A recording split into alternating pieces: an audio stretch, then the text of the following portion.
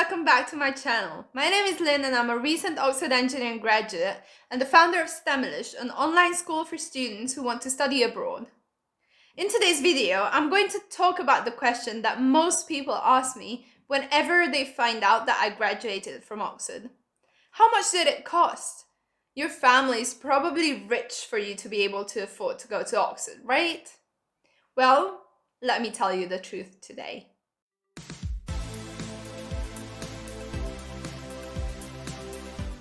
So, first things first, the biggest chunk of what it costs to go to Oxford is actually the tuition fee.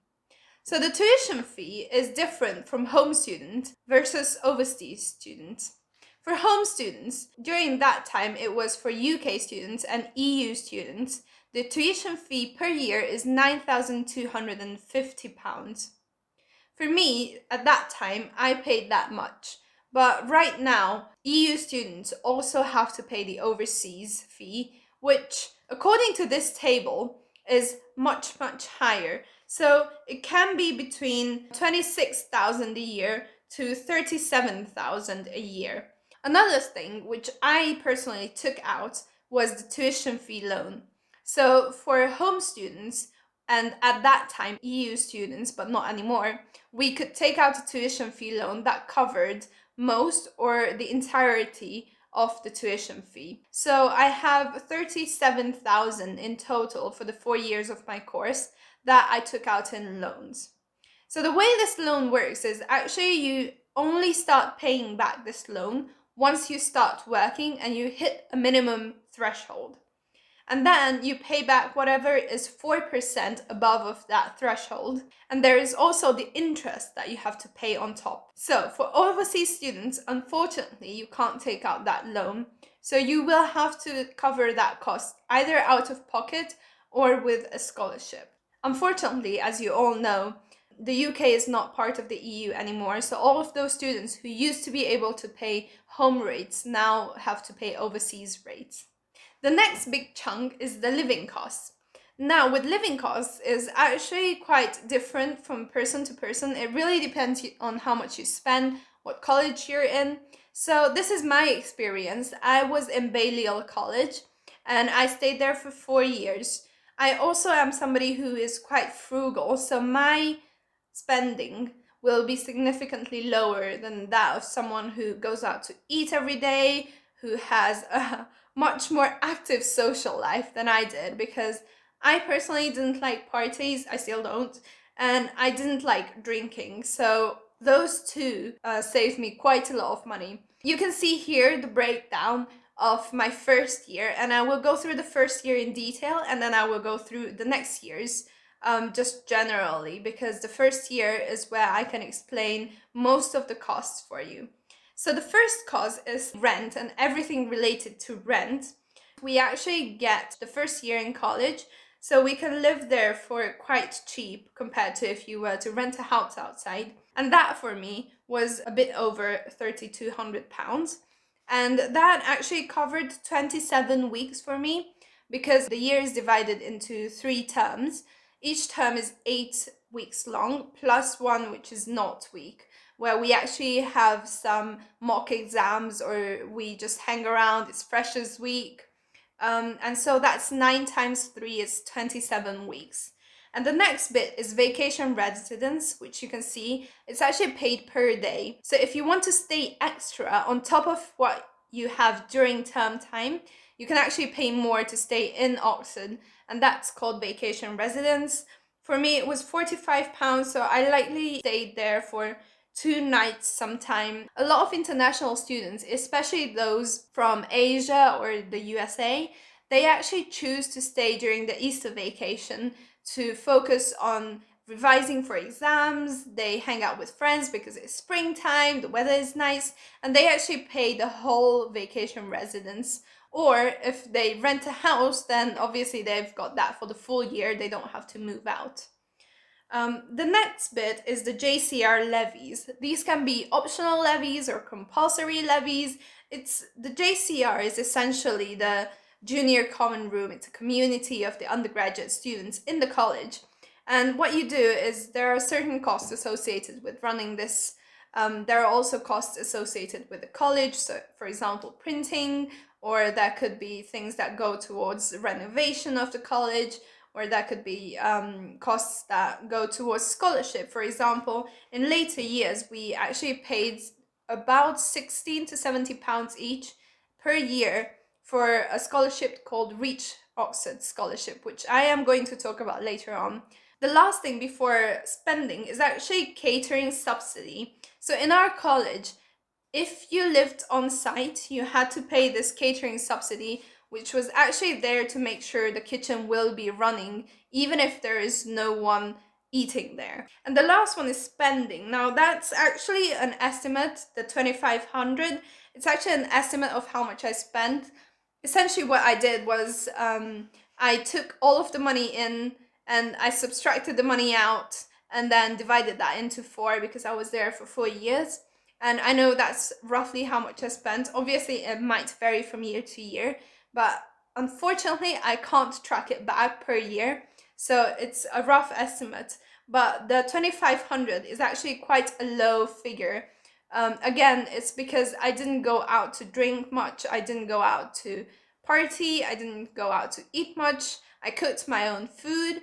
And even the things that I was cooking, I was really mindful of spending as little as possible. So, all in all, in first year, I actually spent roughly £6,000, including rent, including spending, and all of the other things that I said. But I also got a bursary of £3,700, which is called the Oxford Bursary. Again, unfortunately, that's discontinued for EU students, but it's still available for home students. Essentially, it's a means tested bursary. So you get a certain amount of money if your family does not earn very much. So I was in a fortunate position where I could get the maximum amount of bursary, which was 3,700, because my family's earnings were not that high. So that really helped contribute towards my living costs and my rent. So all in all, in year 1, I had to pay £2,280. The other years, I'm going to lump everything that's rent related into the rent category. The college related is everything that has to do with JCR. There were subsidies as well, some washer, dryer fees. So all of that is lumped into a college fee. And then the spending. So as you can see, the first year I just summed everything up. And then the second year, I had to actually pay a bit more. The original rent was actually 5,000 per year, but I got some rebate back because I was living at a site where there was construction going on right next door, so they gave us a bit of discount from the rent. And that's how it came out to be £4,400. The college fees is a bit higher than the previous year, and then my spending is roughly the same. But the thing that is much different, as you can see, is aside from the bursary, I started receiving a scholarship of £7,350. So I was in a very fortunate position that my college offered this scholarship, and I just contacted the college with an email saying, is there any scholarship I could apply for? And they said there is this one scholarship, and I applied for that, and I was very fortunate to get it. It's again a means-based scholarship, again because my family does not earn very much. I also have a younger brother who is also about to go to university. So from that year on, I actually received that scholarship. In second year, together with my spendings and then adding on the bursary and the scholarship, I actually came out positive with almost £4,000. Now, the third year, again, my rent went up. I moved to an ensuite, and I also continued to receive the bursary and the scholarship, and the spending was also similar. And then last year, as you can see, is quite the irregular year because my rent is actually lower than £3,000. And the reason for that is for the last term, I had to move back because it was 2020 and I moved back to Hungary. And also the college fees and my spending were lower, but I continued to receive the bursary and the scholarship. So I was very, very fortunate to be able to save over £6,000. So in total, if you add these up, the grand total is over £11,000 that I was able to save using my scholarships and my bursary. Now, this saving is actually quite a lot, and I am very, very fortunate to be able to have that bursary and that scholarship that really helped me. But at the same time, I really didn't spend a lot of money. I also didn't buy a lot of personal things because, as I said, the Oxford year is divided into 3 terms. So because of that, at the end of every 27 weeks, as an international student, it was really hard for me to pack everything up into 2 or 3 suitcases and put that down into a storage room, fly back to Hungary, live my life here, go back there, unpack everything again. And because of that, I learned to live a life where I really didn't have many belongings. And everything that I bought with intention. Overall, my spending, it's £25,000, but also my bursary and my scholarship came out to be a bit over £36,000. Because of that, my net total, excluding tuition fee, is actually £11,000, which I was able to save. So, regarding scholarships, as I have briefly mentioned before, there are different types of scholarships in Oxford. One is the means-based scholarships, and that is the majority of the scholarships. So, first is the Oxford Bursary, which used to be available for both UK and EU students. Now it's only available for UK students, unfortunately. But that is a means-based scholarship. So you do not have to pay that back, and it's based on how much your parents earn. There are also university-wide scholarships. For example, there's the Reach Oxford Scholarship, which targets students from countries of low income. And there are also some other university-wide scholarships, and some of them actually cover both tuition fee and living costs. Some only cover living costs and some only cover tuition fee. So you'll have to check out the website, the official website, but I can tell you that Oxford is very, very generous with their scholarships. Aside from that, if you do not get a university-wide scholarship or bursary, your college is still there to support you. So, even if you think that you will not be able to afford it, sometimes if you email the college, they will be able to help you, and they might have scholarships that would truly transform your experience as Oxford, and they will truly, truly help you to be able to afford those experiences that other people are able to afford around you. Please do not think that the scholarships that you see on the university website are all of them, because colleges will have a much, much bigger fund to be able to support students who are in that college and who can achieve great things.